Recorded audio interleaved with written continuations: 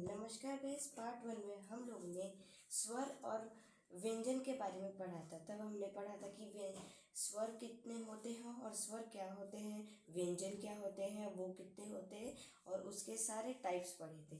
तो आज हम लोग पढ़ेंगे संस्कृत वर्ण पढ़ेंगे। पार्ट 1 में हम लोग ने संस्कृत वर्णमाला पढ़ा था। आज हम संस्कृत वर्ण पढ़ेंगे। संस्कृत वर्ण मतलब किसी भी शब्द की जो लास्ट में जो उसका लेटर आता है उसके बेसिस पर उसका वर्ण होता है। जैसे कि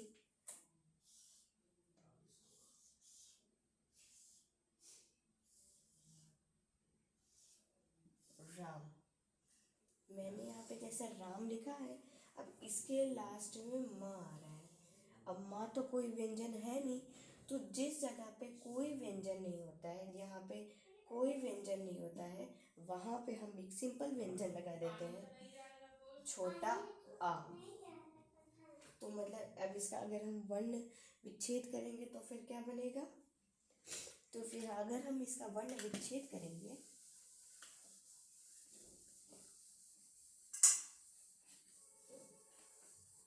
तो फिर बनेगा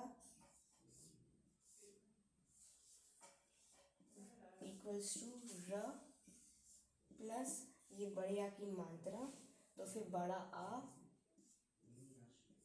प्लस ये माँ, तो माँ, और फिर लास्ट में माँ के बाद यहाँ पे कुछ नहीं है, तो यहाँ पे बाद में आएगा, बस लास्ट में आएगा छोटा आ, रा बड़ा आ प्लस माँ प्लस छोटा आ।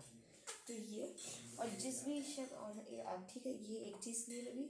तो दूसरी चीज़, जिस भी शब्द के आखिरी में लास्ट में मतलब आता है, कुछ नहीं आता है, उसमें छोटा आ आता है। और जिस शब्द के लास्ट में से छोटा मतलब शब्द में कुछ नहीं आता पर वर्ण विच्छेद में लास्ट में छोटा आता है, वो होता है अकारांत। अकारांत का अका अकारांत अदंत। तो ये हो गया अकारांत। क्यों? क्योंकि इसके वर्ण विच्छेद में लास्ट में आया छोटा ला, तो ये हो गया अकारांत। तो ये पहली चीज। अब दूसरी चीज पढ़ेंगे हम।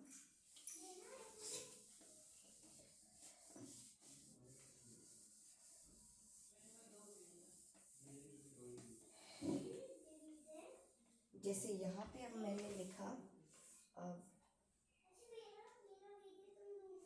अब लिखेंगे हम यहाँ पे, हाँ, जैसे कि हमने लिखा रा धा, राधा हम लोगों ने लिखा, तो इसके लास्ट में क्या आ रहा है? धा। धा के बाद सबसे लास्ट में आ रहा है ये बड़े आ की मात्रा। बड़े आ की मात्रा सबसे लास्ट में आ रही। तो अगर हम इसका जब वर्ण विच्छेद करेंगे तो फिर लास्ट में आएगा सबसे पहले रा, फिर बड़ा आ प्लस फिर ध प्लस बड़ा आ वापस से। अब इसके लास्ट में आ रहा है बड़ा आ। अब तो फिर जिस भी शब्द के वर्ण विच्छेद में लास्ट में छोटा आता मतलब बड़ा आता है, वो हो जाएगा आकारांत। आ का आकारांत। तो फिर ये हो गया आकारांत। क्यों? क्योंकि इसके लास्ट में आ रहा बड़ा आ। तो ये हमारी दो चीज होगी, आकारांत और अकारांत।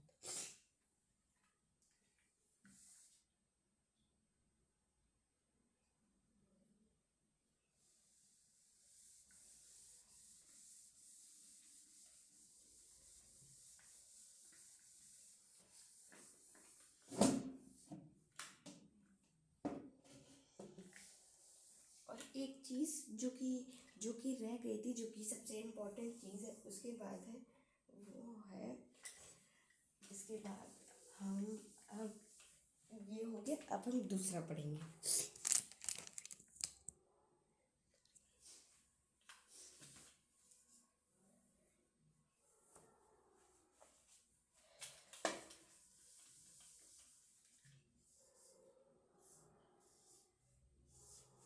अब हम इसको लिखेंगे तो फिर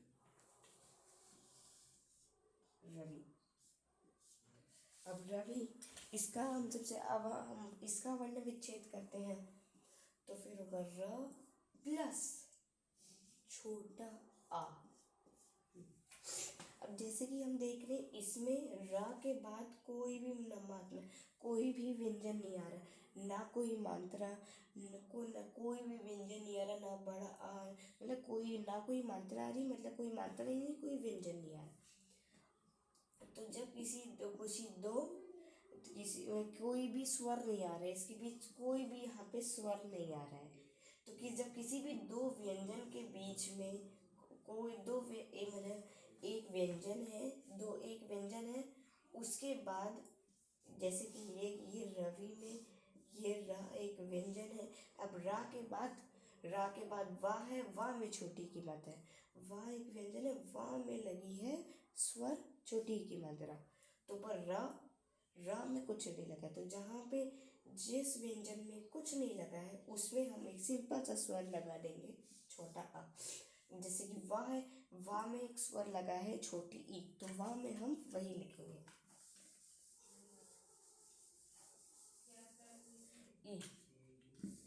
तो लिखेंगे अब हम, जैसे कि ये रवि में र प्लस रा के बाद कोई स्वर नहीं है, तो फिर छोटा आ प्लस व प्लस छोटी ई, तो ये हो गया हमारा रवि, इसका वर्ण विच्छेद छोटी ई।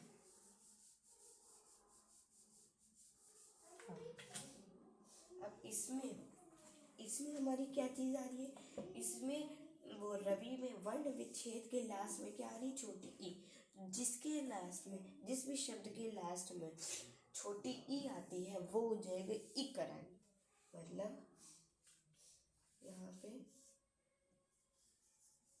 ई का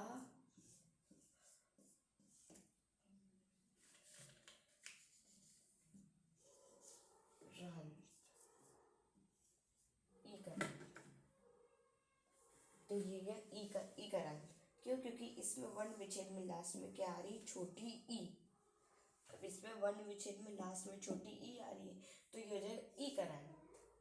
अब हमारी तीन चीजें हो गई, अकारांत, आकारांत, इकारांत। अब हम तीसरा पढ़ेंगे जो कि होगा,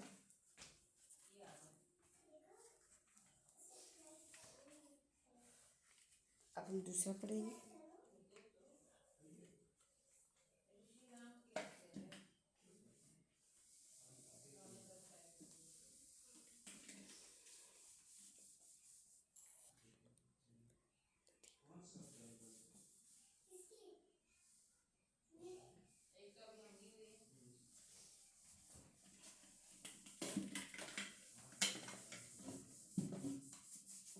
अब हम लिखेंगे, अब हम दूसरा बड़ी ई का पढ़ेंगे, तो उसमें आएगा हमारा, हम क्या लिख सकते हैं, अब हाँ, अब हम पढ़ेंगे, हाँ इसमें आ जाएगा नदी, नदी। अब हम नदी है, अब हम इसका वर्ण विच्छेद करेंगे, तो सबसे पहले आएगा न एक व्यंजन है, इसके बाद कोई भी स्वर नहीं है, तो सिंपल हम डाल देंगे, प्लस छोटा आ प्लस द प्लस बड़ी ई, तो ये हमारा इसका भी, नदी का भी वर्ण विच्छेद हो गया, नदी का भी वर्ण विच्छेद हो गया। अब इसके नदी के नदी है, नदी ई, इस शब्द के वर्ण विच्छेद में लास्ट में क्या आ रहा, बड़ी ई, तो ये क्या हो जाएगा, तो ये हो जाएगा ई का रांत, ई का रांत, ई का रांत,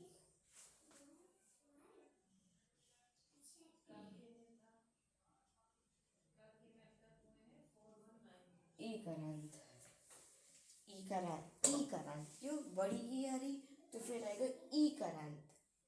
हमने, तो फिर अभी हमने क्या पढ़ा, अकारांत, आकारांत, ईकारांत और ईकारांत, जैसे कि ईकारांत, ईकारांत और ईकारांत।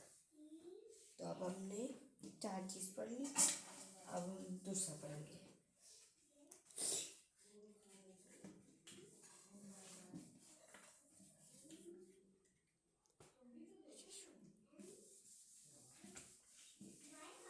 शिशु,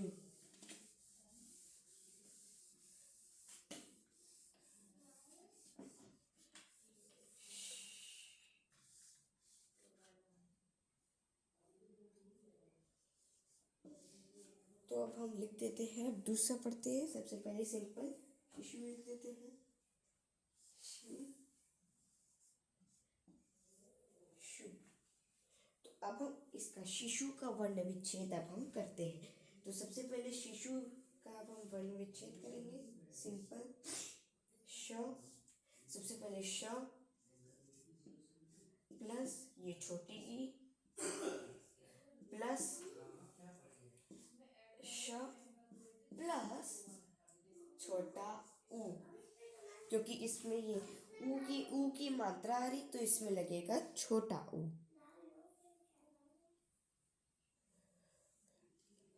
हाँ, छोटा ऊ।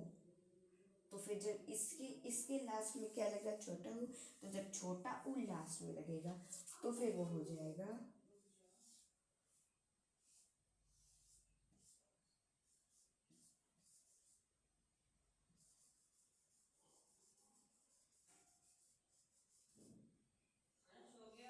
उकारांत।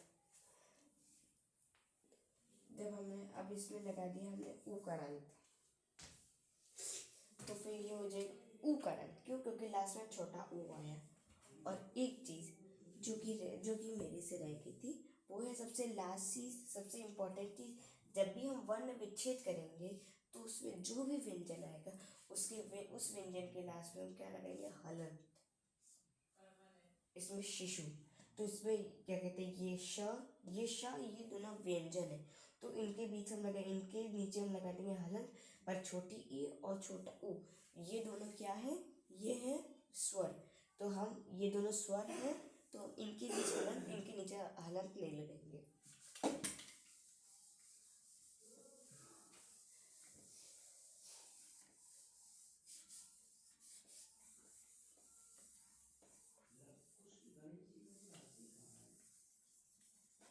तो बस आज की क्लास यही थी। अब हम एक बार छोटा सा बस सिंपल सा रिकैप कर लेते हैं, हमने क्या पढ़ा।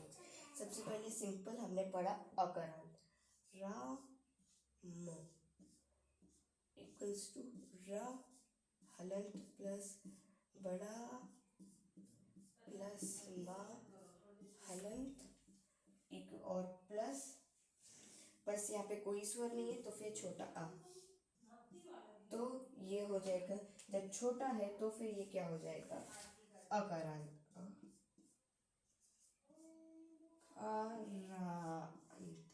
अकारांत।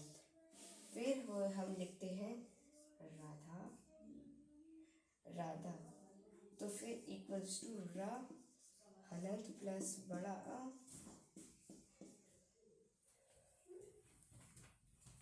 प्लस बड़ा आ प्लस ध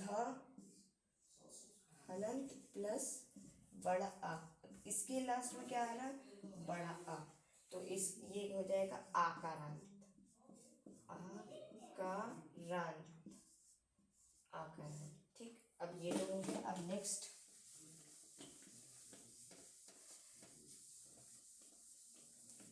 है, हम लिख देते हैं और क्या लिखे, हाँ हमने रवि लिखा था, रवि। तो फिर ये हो जाएगा रवि इक्वल्स टू र हलंत प्लस छोटा आ प्लस व प्लस हलंत, नहीं इसमें हलंत प्लस छोटी ई, तो इसमें छोटी लगी है तो ये क्या हो जाएगा, ईकारांत, ईकारांत, ईकारांत हो गया। अब हम नेक्स्ट पढ़ते हैं नदी, नदी इक्वल्स टू न हलंत प्लस छोटा आ प्लस द हलंत प्लस बड़ी ई की मात्रा। अब इसमें बड़ी ई की मात्रा लगी है तो फिर ये क्या हो जाएगा, ई का हलंत, ई का रांत, ई का रांत। अब हमारा ये भी हो गया, छोटी ई बड़ी ई का रांत, और ये छोटी मतलब ई का रांत, छोटी आवाज ई का रांत और बड़ी ई का ई का रांत। इसमें जो ई का रांत में जिसमें बड़ी होती है उसमें थोड़ा खिंचता है, और जो जिसमें छोटी थी वो नहीं खिंचता। ई का रांत जैसे ई का रांत। अब छोटा बड़ी ई वाला ई का अंत इतना लंबा खींचो ऐसे।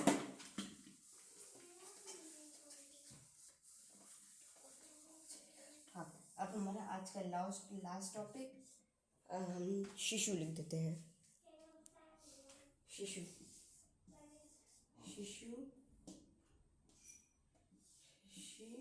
शिशु इसका हम लोग वर्ण विच्छेद करेंगे तो फिर आएगा श हलंत प्लस छोटी ई प्लस श हलंत प्लस छोटा ऊ। तो इसके बीच इसके नीचे लास्ट में क्या आएगा ऊ छोटा ऊ, तो फिर ये हो जाएगा ऊ का रांत, ऊ का रांत। तो ये सब हमारे अब हो गए। तो अब आज की क्लास यहीं तक थी।